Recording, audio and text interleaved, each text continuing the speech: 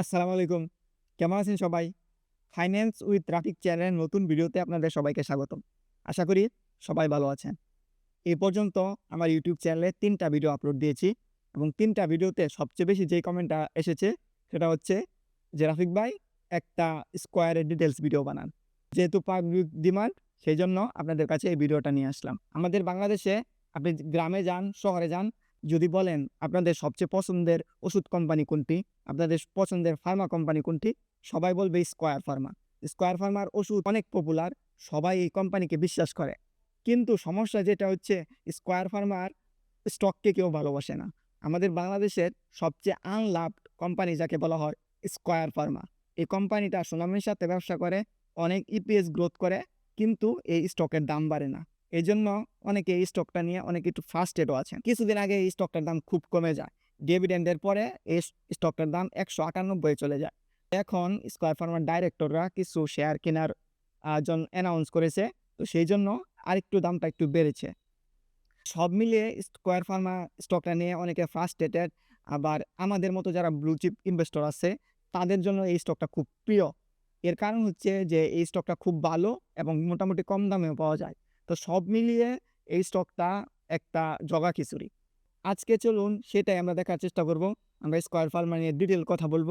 আমরা square farmer quantitative analysis করব এবং এর ভ্যালুয়েশন করব। ভ্যালুয়েশন করে দেখব স্কয়ার ফার্মা স্টকটা কি আন্ডার ভ্যালুড নাকি ওভার ভ্যালুড। তো চলুন বেশি কথা না বলে আমাদের মেইন ভিডিওতে চলে যাই। আমরা ১ম এ দেখে নেই এই ভিডিওতে কি থাকছে। এই ভিডিওটা ৭ টা খণ্ডে বিভক্তিত। তো ১ম খণ্ডে যেটা থাকছে ওভারঅল ফার্মা ইন্ডাস্ট্রির আউটলুক। তো আমরা ১ম দেখব যে ফার্মা ইন্ডাস্ট্রির ফিউচার কি হতে যাচ্ছে। যেহেতু আমরা স্কয়ারকে কনসিডার করছি এবং ফার্মা ইন্ডাস্ট্রিতে কি হতে যাচ্ছে সেটাও আমাদের জানা প্রয়োজন। ২ নাম্বার হচ্ছে রিলেটিভ ভ্যালুয়েশন এবং পিয়ার কম্প্যারিজন। আপনি যদি জমি কিনতে যান, আপনি কি দেখেন যে আমি যে জমিটা কিনবো তার পাশের জমিটা কত টাকাতে বিক্রি হইছে। আমরা পেয়ার কম্পারিজন করব। আমরা দেখব যে আমরা স্কয়ারের সাথে অন্যান্য যে স্কয়ারের কম্পিটিটর কোম্পানি আছে তার একটা পেয়ার কম্পারিজন কইরা একটা রিলেটিভ ভ্যালুয়েশন করব। তারপর আমরা করব কি ডিভিডেন্ড ডিসকাউন্ট মডেল ভ্যালুয়েশন, এটা একটা অ্যাবসোলিউট ভ্যালুয়েশন মডেল। তারপরে আমরা করব পিটার লিঞ্চের পিইজিওয়াই বেসড ভ্যালুয়েশন, এটাও একটা অ্যাবসোলিউট ভ্যালুয়েশন মডেল। তারপরে আমরা করব ডিসিএফ মডেল। অনেকের এই মডেলটা অনেক পছন্দের, যে অ্যাবসোলিউট ভ্যালুয়েশন মডেল। তারপরে আমরা কি করব mutual fund accumulation price analysis. আমরা দেখব আমাদের বাংলাদেশের টপ মিউচুয়াল ফান্ডগুলা স্কয়ারকে কি দামে কিনেছে। তারপরে আমরা একটা সামারি এবং কনক্লুশনে পৌঁছানোর চেষ্টা করব। তো চলুন আমরা আমাদের প্রথম পার্টে চলে যাই। প্রথম আমরা দেখি কি Pharma growth Outlook. Overall Pharma industry Outlook. যে আমরা ফার্মা সেক্টরে যে আমরা ইনভেস্ট করতেছি, যে ফার্মার কি ফিউচার গ্রোথ আছে। আপনার টাকা আপনি ইচ্ছা করলে তো আপনি সিমেন্ট সেক্টরেও করতে পারেন, আপনি স্টিল সেক্টরেও করতে পারেন, অথবা আপনি টেক্সটাইল সেক্টরেও করতে পারেন। তো আপনি কেন ফার্মা সেক্টরে ইনভেস্ট করবেন? এটার একটা কারণ হচ্ছে ফার্মা সেক্টর প্রথমত স্টেবল। মানে হচ্ছে কি মানুষের দেশে যত ইনফ্লেশন থাকুক, দেশের যত ইকোনমিক সিচুয়েশন খারাপ থাকুক, মানুষ ওষুধ কনসাম্পশন করবেই। কারণ এটা করতেই হয়। তো এইজন্য স্টেবল সেক্টর দেখে আমরা এই ফার্মা কোম্পানিগুলো পিক করি। তো চলুন এক নজরে দেখে নেই যে ফার্মা সেক্টরের ফিউচার কেমন আছে। Bangladesh investment development authority BIDA তাদের ওয়েবসাইটে একটা রিপোর্ট পাবলিশ করেছে। সেখানে ওরা বলেছে যে বাংলাদেশের ফার্মা মার্কেট সাইজ হইতেছে $6 বিলিয়ন। আর আমরা অ্যানুয়াল এপিআই ইম্পোর্ট করি প্রায় $1.3 billion. Domestic medicine demand meet হইতেছে 98%। এটার মানে হচ্ছে গিয়ে যে আমাদের বাংলাদেশ মোটামুটি সেলফ সাফিসিয়েন্ট। আমাদের দেশের বাংলাদেশের যে ওয়ান্ডারফুল ফার্মা কোম্পানিগুলো আছে 98%ই ডিমান্ড মিট করতে পারে। তো আমাদের 2% মাত্র বিদেশ থেকে আনতে হয়। এখানে আরেকটা পয়েন্ট দেখেন, ওরা বলতেছে যে আমাদের ফার্মা সেক্টরের গ্রোথ, ওদের প্রজেক্টেড গ্রোথ ফার্মা সেক্টরের 12%। তো এই নাম্বারটা একটু ইম্পর্টেন্ট, আপনারা মনে রাখেন। কারণ হচ্ছে আমরা যখন ভ্যালুয়েশন করব তখন আমরা কিছু গ্রোথ রেট ধরবো। তো গ্রোথ রেটের ক্ষেত্রে আমরা এটা মোটামুটি কনসিডার রাখবো। আমাদের ওই ভ্যালুয়েশন মডেলগুলোতে আমরা ডিভিডেন্ডের গ্রোথ রেট ধরবো, আমরা free cash floor growth rate ধরবো। তো আপনি এই নাম্বারটা দয়া করে মনে রাখুন, তখন এই নাম্বারটা আমরা ইউজ করব। তে চলুন আমরা এটা দেখে নিলাম যে ওভারঅল ফার্মা সেক্টরের আউটলুক, ইন্ডাস্ট্রি আউটলুক। চলুন আমরা এখন চলে যাই আমাদের প্রথম পিয়ার কম্পারিজনে। তো প্রথম পিয়ার কম্পারিজনে আমরা যে মেট্রিকটা নিয়েছি সেটা হলো মার্কেট শেয়ার। তো আমরা বাংলাদেশের টপ 10টা ফার্মা কোম্পানি নিয়েছি। এখানে যদি দেখুন, এখানে ১ নাম্বার মার্কেট শেয়ার হলো স্কয়ার। স্কয়ার এখানে কিং। স্কয়ারের মার্কেট শেয়ার হলো 17.2%। 2%। মানে এটা হচ্ছে বাংলাদেশে 100 টাকার যদি মেডিসিন বিক্রি হয় তাহলে স্কোয়ারের হয় 17 টাকা 2 পয়সা। তো মার্কেট শেয়ারের দিক থেকে হচ্ছে গিয়ে স্কোয়ার ফার্মা টপ। তো এখন দেখুন এখানে আমি 10টা কোম্পানি মূলত নিয়েছি, কিন্তু যদি দেখুন যে 6 নাম্বারের পর থেকে পরের কোম্পানিগুলা মার্কেট শেয়ার হলো 1.5%। তো সেক্ষেত্রে আসলে স্কোয়ার ফার্মার সাথে সেই ছোটো কোম্পানিগুলোর তুলনা চলে না। তো এই জন্য গোয়িং ফরওয়ার্ড আমরা মাত্র 6টা কোম্পানিকেই পেয়ার কম্পারিজনে রাখবো, কারণ এত বড় কোম্পানির সাথে এত ছোটো কোম্পানির কোনো তুলনা চলে না। তো আমরা মূলত 6টা কোম্পানিকেই রাখবো। তো চলুন আমাদের নেক্সট মেট্রিকে চলে যাই। তো নেক্সট মেট্রিক যেটা আছে সেটা হলো পি। তো পির জন্য আমরা ট্রেলিং পি ব্যবহার করেছি। আপনি যদি দেখেন আমাদের দেশের ফার্মা সেক্টরের পি হচ্ছে গিয়া 26.94 আর স্কোয়ার ফার্মা 6.28 পিতে বিক্রি হচ্ছে। তার মানে কি পির তুলনায় সেক্টর থেকে স্কোয়ার অনেক কম পিতে মার্কেটে ট্রেড হচ্ছে। আর যদি পি দিয়ে অন্যান্য কোম্পানির সাথে র্যাঙ্ক করেন তাহলে স্কোয়ার ফার্মার পজিশন আসে 2 নাম্বারে। 1 নাম্বার পজিশন হচ্ছে একমি ল্যাব আর 2 নাম্বার হচ্ছে স্কোয়ার ফার্মা। তো তুলনামূলকভাবে পি রেশিওর উপর বেস করেও আমরা বলতে পারি কি স্কোয়ার ফার্মা মোটামুটি আন্ডার ভ্যালুড। চলুন এখন আমরা নেক্সট পয়েন্টে চলে যাই। তো নেক্সট পয়েন্টটা হচ্ছে ডেট টু ইকুইটি রেশিও, মানে কোম্পানির ইকুইটির তুলনায় কি পরিমাণ ডেট আছে। দেখতে পারি যে কোন কোম্পানি কি ঋণে ডুবে আছে নাকি কোম্পানির ঋণ কম আছে, এই রেশিওটার মাধ্যমে আমরা দেখতে পারি। তো আপনি যদি তুলনা করেন এই ক্ষেত্রেও স্কোয়ার ফার্মা হচ্ছে গিয়ে নাম্বার 1 পজিশন। স্কোয়ার ফার্মার কোনো ডেটই নাই। বাংলাদেশের অন্যান্য ফার্মা কোম্পানিগুলো মোটামুটি তুলনামূলকভাবে কম ডেট, শুধুমাত্র এসিআই ছাড়া। এসিআই প্রচুর পরিমাণ ডেট বা ব্যাংক ঋণ, কিন্তু স্কোয়ার ফার্মার অনেক কম ঋণ। তো এটাই হচ্ছে গিয়ে ডেট টু ইকুইটি রেশিও। তো চলুন আমরা এখন চলে যাই আমাদের পরের রিলেটিভ ভ্যালুয়েশন মডেলে। তো আমাদের পরের রিলেটিভ ভ্যালুয়েশন যেটা মডেলটা হচ্ছে গিয়ে ডিভিডেন্ড ইল্ড। তো আমরা এখন এই যে বাংলাদেশের টপ 6টা কোম্পানির ডিভিডেন্ড ইল্ড অনুযায়ী আমি র্যাঙ্ক করেছি। তো এখানে দেখতে পাচ্ছেন এখানেও স্কোয়ার ফার্মা প্রথম এসেছে।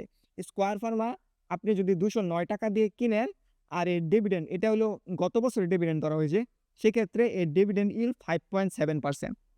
অনেকের কিন্তু মনে হয়, আমারও মনে হয় যে স্কোয়ার ফার্মা মোটামুটি কম ডিভিডেন্ড দেয়। আপনি যদি অন্যান্য ফার্মা কোম্পানির সাথে তুলনা করেন স্কোয়ার ফার্মার ডিভিডেন্ড কিন্তু খুব খারাপ না, কিন্তু স্কোয়ার ফার্মার উচিত আরও বেশি ডিভিডেন্ড পে আউট করা, আমিও সেটা মনে করি। তো চলুন এখন আমরা পরের পয়েন্টে চলে যাই, ইপিএস গ্রোথ। ইপিএস গ্রোথের উপর বেস করে আমি আমার স্কোয়ার ফার্মাকে র্যাঙ্ক করেছি। তো ইপিএস গ্রোথের জন্য আমি 5 বছরের ইপিএস গ্রোথ নিয়েছি আর 3 বছরের ইপিএস গ্রোথ নিয়েছি, আর তার অ্যাভারেজ করে তার উপর র্যাঙ্ক করেছি যেন আমরা মোটামুটি একটা অ্যাকুরেট ডাটা পাই।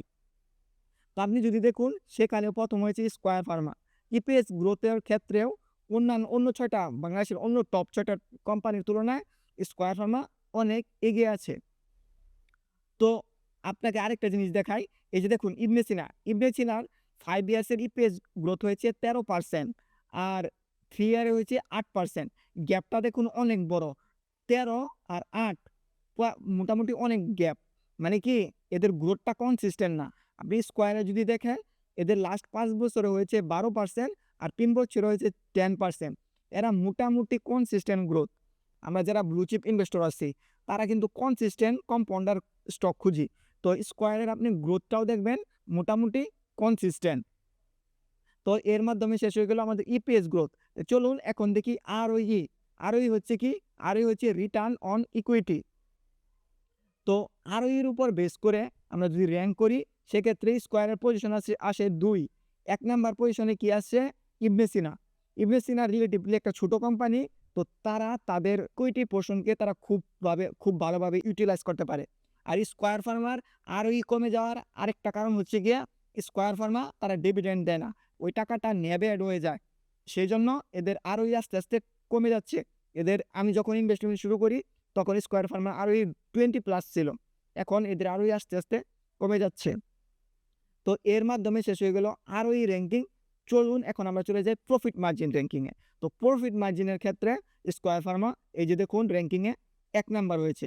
স্কোয়ার ফার্মার সাথে প্রফিট মার্জিনে কেউ পারে না। এই যে দেখুন স্কোয়ার ফার্মা 100 টাকার ওষুধ বিক্রি করলে 31 টাকা 55 পয়সা ঘরে নিয়ে যায়, অন্যান্য কোম্পানি অনেক কম নিয়ে যায়। এই যে বেক্সিমকো ফার্মা সেকেন্ড টিয়ারে আছে, 100 টাকার ওষুধ বিক্রি করলে 13 টাকা বেক্সিমকো ফার্মা নিয়ে যায়। তো প্রফিট মার্জিনেও মোটামুটি স্কোয়ার ফার্মা সবচেয়ে এগিয়ে আছে। এর মাধ্যমেই পেয়ার কম্প্যারিজন এবং রিলেটিভ ভ্যালুয়েশনটা শেষ হয়ে গেল।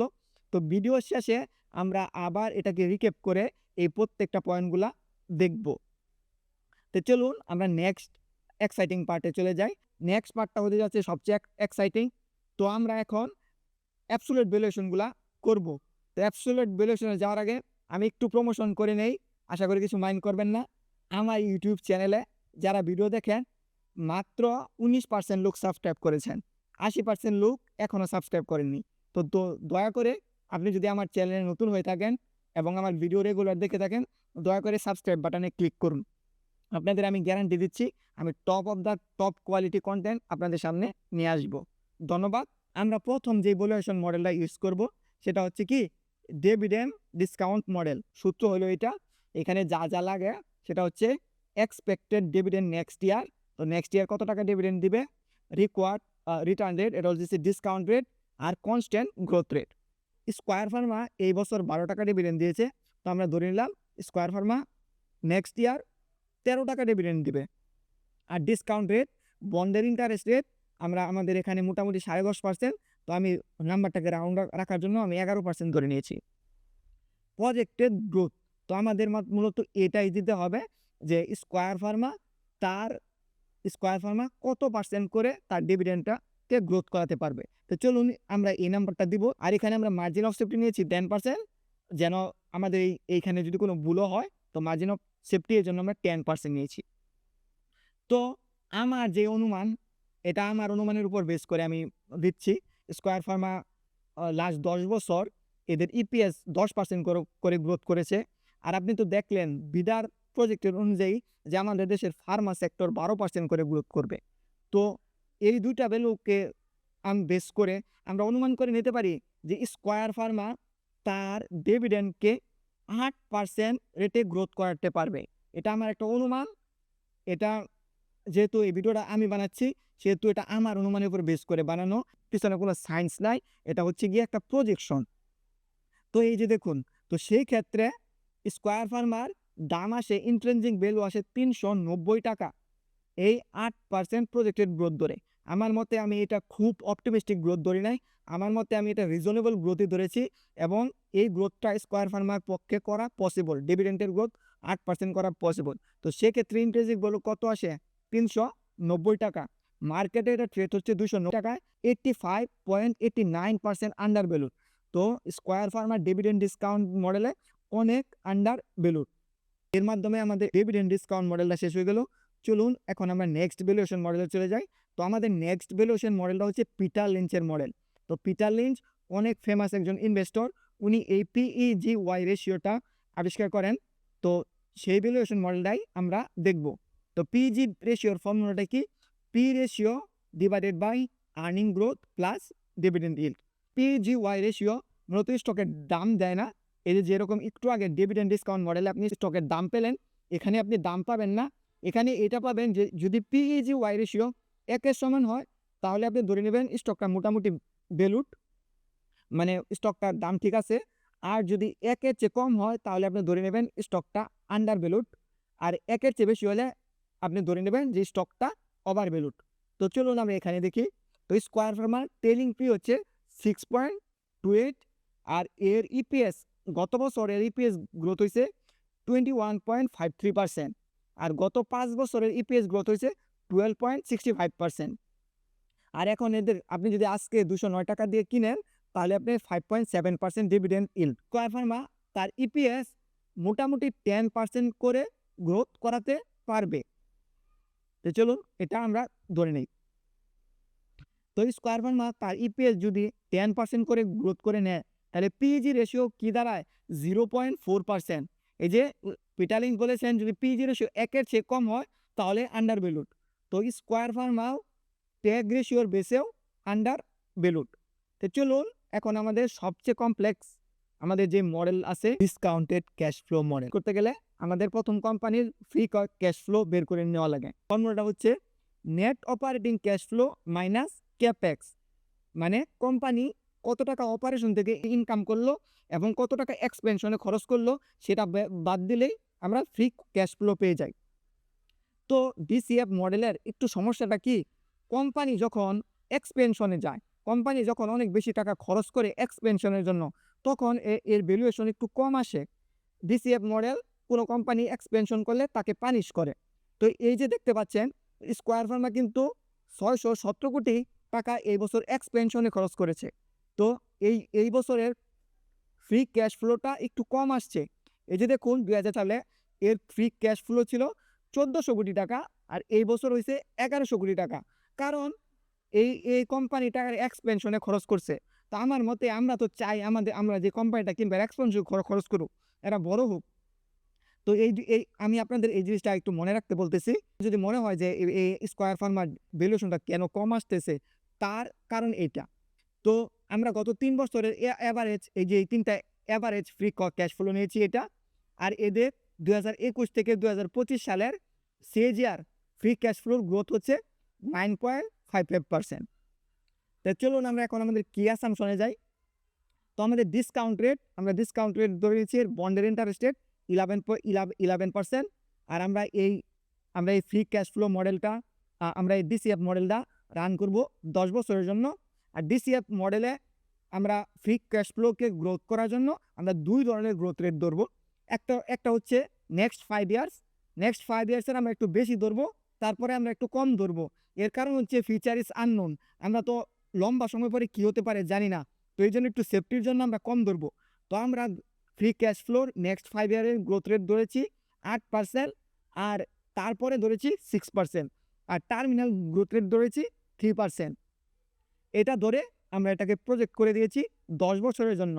10 বছরের জন্য প্রজেক্ট করলে সাম অফ এই এই ফ্রি ক্যাশ ফ্লোর সাম হয়েছে এইটা। তারপরে আমরা টার্মিনাল ভ্যালু নিয়েছি, টার্মিনাল ইয়ার, মানে আমরা 10 বছরের জন্য করেছি। এটা হচ্ছে 2035 সালে গিয়ে এটা শেষ হবে। এই present value of terminal value হচ্ছে এইটা। তার মানে চলুন আমরা দেখি। তো এর সাম অফ প্রেজেন্ট, এর টার্মিনাল ভ্যালু এবং এক্সপ্রেস ভ্যালু মিলে হচ্ছে 18,000 কোটি টাকা। আর এই কোম্পানিটা এখন ক্যাশ ইকুইভ্যালেন্টে 5,832 কোটি টাকা আছে। আর এই কোম্পানির অল্প মাত্র একটু ডেট আছে, 66 কোটি টাকার ডেট আছে। তো এই সবটাকে সাম করলে আমরা এই পুরা কোম্পানির DCF মডেলে পুরা কোম্পানির দামটা পেয়ে যাব। তো আমাদের এই মডেলে পুরা কোম্পানির দাম আসছে যে কত, 23,000 কোটি টাকা।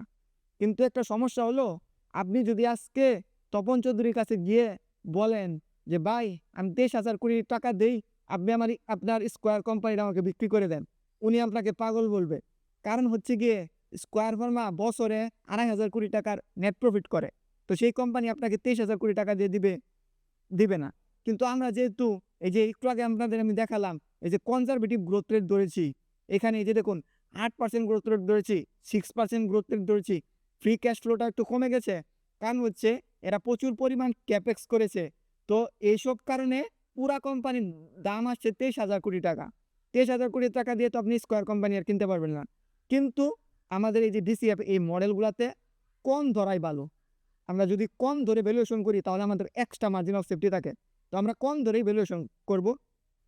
তো চলুন, তো আমরা ধরে নিলাম স্কয়ারকে আমরা 23,000 কোটি টাকা দিয়ে কিনতে পারবো। তো যদি আমরা পুরা কোম্পানির দাম পাই, আর আমাদের কাছে তো আছে কতগুলা শেয়ার আছে, মানে স্কয়ার ফার্মা কতগুলা শেয়ার মার্কেটে আছে, স্কয়ার ফার্মার শেয়ার আছে 88 কোটি শেয়ার মার্কেটে আছে। তার মানে কি স্কয়ার ফার্মার পুরা কোম্পানিকে তার যদি শেয়ার সংখ্যা দিয়ে ভাগ করে দেয়, আমরা ইন্ট্রিনসিক ভ্যালু পেয়ে যাব। পুরা কোম্পানিকে আপনাকে শেয়ার সংখ্যা দিয়ে ভাগ করে দিলাম, ইন্ট্রিনসিক ভ্যালু কত চলে আসছে DCF মডেলে, স্কয়ার ফার্মার ভ্যালু চলে আসলো 268 টাকা। তো এখানেও দেখুন এখনও 27% আন্ডার ভ্যালুড। তো এসবের পরেও স্কয়ার ফার্মা 27% আন্ডার ভ্যালুড। তো এর মাধ্যমে আমাদের DCF শেষ হয়ে গেল। চলুন আমরা এখন চলে যাব মিউচুয়াল ফান্ড প্রাইসে। তো আমাদের দেশের টপ মিউচুয়াল ফান্ডগুলো স্কয়ার ফার্মাকে কী দামে কিনেছে প্রথম চলুন এটা দেখি। তো এজ মিউচুয়াল ফান্ডে এরা কিনেছে 215 টাকা 75 পয়সা করে, VIP কিনেছে 217 টাকা করে, CWD কিনেছে 22 টাকা, একটু বেশি দামে কিনেছে 22 টাকা 77 পয়সা, 222 টাকা 77 পয়সা। শান্তা কিনেছে 227 টাকা, এরা একদম টপে কিনেছে। ইউসিবিও কিনেছে 213 টাকায়, IDLC 231 টাকায়। আমি জানি না এরা কবে কিনেছে, 231 টাকা অনেক দাম, এরা একদম টপে কিনেছে IDLC গ্রোথ ফান্ডে। আর ইনভেস্টিদের ইউনিট মাত্র 15,000। আমাদের অনেকের নিজেরই 15,000, 15,000-এর বেশি ইউনিট আছে। আর তো সেখানেও 214 টাকায় করে কিনেছে। তো এটা মিলে এভারেজ দাম হয়, সব মিউচুয়াল ফান্ডের এভারেজ দাম হয় 220 টাকা। আজকে মার্কেটে ট্রেড হচ্ছে 209 টাকায়। সেখানে প্রায় 5.1% আন্ডার ভ্যালুড আছে। এর মাধ্যমে আমাদের মিউচুয়াল ফান্ডের ইউনিট কালেকশনের প্রাইসের অ্যানালাইসিস শেষ হলো। চলুন আমরা এখন সামারি দেখি। সামারিতে কি বলছে? সামারিতে পি রেশিওর উপর র‍্যাঙ্ক করলে স্কয়ার ফার্মার পজিশন আছে দ্বিতীয়তে, ফার্স্ট হইল একমিলে। ডেট টু ইকুইটির উপর বেস করে স্কয়ার ফার্মার র্যাঙ্কিং আসে প্রথমে, Square zero debt company. Dividend ইল্ডের উপর বেস করলে স্কয়ারের র্যাঙ্কিং আসে প্রথম, উইনার। ইপিএস গ্রোথের উপর বেস করলে স্কয়ার হইতেছে বাংলাদেশের সবচেয়ে শ্রেষ্ঠ ফার্মা কোম্পানি। আর এর উপর বেস করলে 2 নাম্বার, আরও একটু কম হয়ে গেছে কারণ স্কয়ার ফার্মার ডিভিডেন্ড দেয় না। আর ইবনে সিনা অনেক ছোটো কোম্পানি, ওরা ওদের ইকুইটিকে খুব ভালোভাবে কাজে লাগাতে পারে। আর ডিভিডেন্ড ডিসকাউন্ট মডেলে এর দাম 390 টাকা, সেখানে 85.89% আন্ডার ভ্যালুড। পিটার লিঞ্চের ট্যাগ রেশিও অনুযায়ীও এটা আন্ডার ভ্যালুড 0.4, একের চেয়ে কম হইলে আন্ডার ভ্যালুড। পিটার লিঞ্চের ট্যাগ রেশিওতেও Square Pharma under valued. DCF discounted cash flow মডেলে এর ভ্যালুয়েশন আছে 268 টাকা 40 পয়সা 39 পয়সা, এখানেও 27.93% আন্ডার ভ্যালুড। আর এভারেজ মিউচুয়াল ফান্ডের প্রাইসেও এখানেও 220 টাকা 50 পয়সা। মিউচুয়াল ফান্ডটা মোটামুটি 220 টাকা দিয়ে কিনেছে। তো আপনি যদি আজকেও কিনেন সেখানে 5% আন্ডার ভ্যালুড। তো এই ডাটাগুলা আপনি ইচ্ছা করলে স্ক্রিনশট দিয়ে রাখতে পারেন। আমি এই যে এখানে দিলাম, আপনি জুম স্ক্রিনশট দিয়ে এই ডাটাগুলা আপনি একটু নিজে অ্যানালাইসিস করে দেখতে পারেন। তো এর মাধ্যমে আজকে আমাদের স্কয়ার ফার্মার কোয়ান্টিটেটিভ অ্যানালাইসিস এবং এর ভ্যালুয়েশন শেষ হয়ে গেল। আশা করি এই ভিডিওটা সবাই এনজয় করেছেন। আমাদের একটা গ্রুপ আছে স্কয়ার ফার্মা ইনভেস্টর বাংলাদেশ। আপনারা যারা জয়েন করতে চান তারা এই ভিডিওর ডিসক্রিপশনে লিঙ্ক পেয়ে যাবেন, তারা সেখানে জয়েন করতে পারেন। এই গ্রুপে আমরা স্কয়ার ফার্মা এবং ভ্যালু ইনভেস্টর নিয়ে কথা বলে থাকি। এখানে আমরা প্রায় 2000 সদস্য হয়ে গেছি, আপনারা জয়েন করতে পারেন। আর আপনারা দয়া করে আমার চ্যানেল সাবস্ক্রাইব করুন এবং কমেন্টে জানান নেক্সট কী ভিডিও দেখতে চান। ধন্যবাদ আপনাদের।